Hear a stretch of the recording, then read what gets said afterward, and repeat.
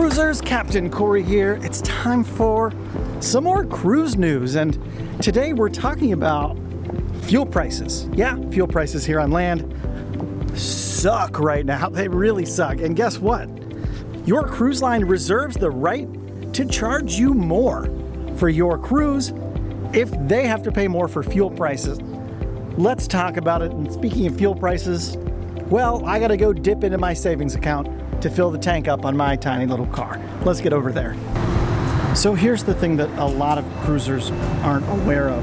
When you book your cruise in the contract, it actually tells you that if fuel prices go up like they are right now, the cruise line actually reserves the right to charge you extra. And we've seen this happen in the past. It happened pre-pandemic as well. A few cruise lines did this. Now, of the major lines here in the US, Carnival, Royal, and Norwegian, they all charge between like $7 and $9 to $10 a night per person for these extra fuel charges. So let's take it back to the studio and kind of dig into this a little bit more. And credit to Island Time. Derek sort of really did some hard investigations on this the other day. Let's take it back to the other side of town. We'll see you over there.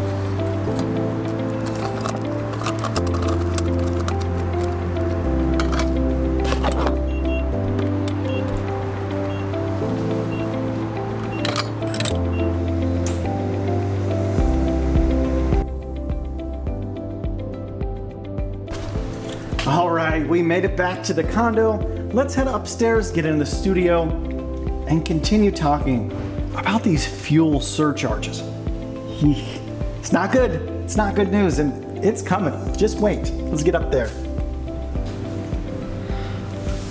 So fuel surcharges, they've happened before and likely they'll happen again. And typically they kick in at a certain price per barrel. Now, US cruise lines, they hedge, kind of like the airlines do. They try to lock in a rate for their fuel ahead of time. Some cruise lines have that, but other cruise lines don't. As of this recording, we know that Norwegian does. Now, typically speaking, when we see any price over like $60 to $70 a barrel, that's when the cruise lines are able to kick in this surcharge and just basically drop the hammer and say, hey, you owe another $70 a person for this cruise before you're able to come on. And technically they can do that, but that leaves a problem with perception. You see, because people don't want a surprise like that to just kind of hit last minute with their cruise booking. You don't want to think you've paid off your $1,000 or $2,000 cruise or however much you spent on your cruise and then suddenly be hit with an email the week before your vacation shaking you down and holding you upside down and hoping some extra money falls out. That's not good optics. And after what just happened with the cruise industry with the massive shutdown, I don't foresee the lines coming at you like a bill collector necessarily. I think this is something that we would see in coordination with all of the cruise lines. Once one domino falls, all of them fall. And it's gonna be an email or a notice will be sent out, or someone like a John Heald will go on his coffee talk and drop the bad news and hopefully soften the blow in your mind a little bit, even though it's still gonna sting. And likely these cruise lines will come out with like an advance warning, or they'll tell you at least 30 days in advance of pending changes.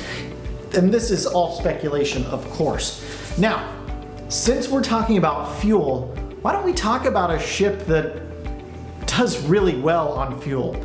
It's a brand new one coming out from MSC Cruise Line. You know, that cruise line that I have been all about lately. Have you tried MSC? Well, if you haven't, I would recommend them. Now, before we talk about the World Europa, I do want to remind you two things. One, I'm hosting a group cruise. It takes place October 24th aboard the Carnival Sunshine. So far, there's no fuel surcharges on that cruise, and if you'd like more information on how you can get on board with me, there's a link to the group's Facebook page in the description below this video. And one more bit of housekeeping. I sell cruise t-shirts, just like this one, Cruise Nerd. I also have a brand new design, Bon Voyage. They're all in my Amazon affiliate store. If you'd like to check out all of my designs, new shirts are added literally every single day. There's a link to my Amazon affiliate store also pinned down in the description below this video. When you get in there, just click on the Professional Cruisers tab. Yeah, my Amazon store is arranged for newbie cruisers and professional cruisers alike, so you gotta check it out. Now, let's get back into the cruise news. Okay, so this new ship from MSC Cruise Line named the World Europa is due to launch in just 6 months' time. It's their newest and most advanced ship they've ever created. Just look at this thing. It looks like what you'd expect out of an ultra high-end premium type of cruise experience, and it reminds me a lot of like an exotic car for some reason. It's just a beautiful looking ship. I mean, and peep back here, you see that? What does that remind you of? To me, that's like a direct ripoff of an Oasis class ship. Correct me if I'm wrong, but this is just the back of an Oasis class ship, and they've cut off the aqua theater and put down a table and chairs. And it's such a copy. Look, they even have an ultimate abyss, which they call the Venom Drop. It's a dry slide that spans 11 decks, and now it's technically the longest at sea, which means shots fired. Royal Caribbean, what you gonna do? And all joking aside, this area is referred to on board as the Promenade, another nod to Royal. It's 7 decks tall, 104 meters long, or for those of us who live in America, 341 feet. Nobody knows what a meter is where I come from. According to MSC, World Europa offers 7 new cabin types that you've never seen before on any of their ships, even more suites with private whirlpools, and a big highlight of the ship is the new Infinite Ocean View cabin. It has a giant floor-to-ceiling window that slides down into what's called a balustrade. And all I have to say is, MSC, please, for the love of gosh, send this ship over here to the US market. We're dying to get on board.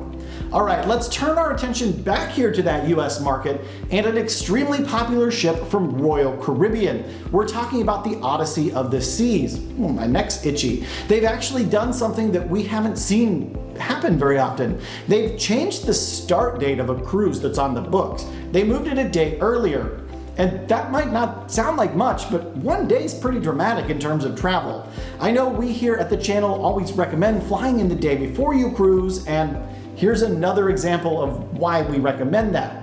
You should do it, right? Because if you thought you were cruising on the 17th of December and now you're cruising on the 16th, that doesn't leave you with a whole lot of flexibility if you didn't buffer it in already. Royal Caribbean is blaming this drastic change on a berthing conflict in Fort Lauderdale.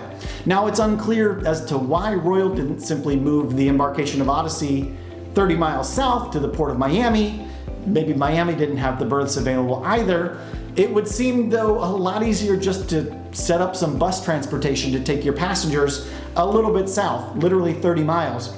Instead of disrupting an entire cruise ship that's already been booked by thousands of people. All right, let's turn our attention back to these crew shortages we've been talking about here on the channel. I know I've hit on Carnival Cruise Line pretty much non-stop over the last few days and the last few episodes because of the way they're handling their crew shortage. I don't really think they've done the typical Carnival job that you'd expect from a cruise line of their caliber. Now, Norwegian Cruise Line, on the other hand, a cruise line that a lot of you out there think I'm too harsh on. Well, it seems like they see the writing on the wall for their crew shortages on some of their ships, particularly the Pride of America. They definitely don't have enough crew on board to support a full sailing on that ship.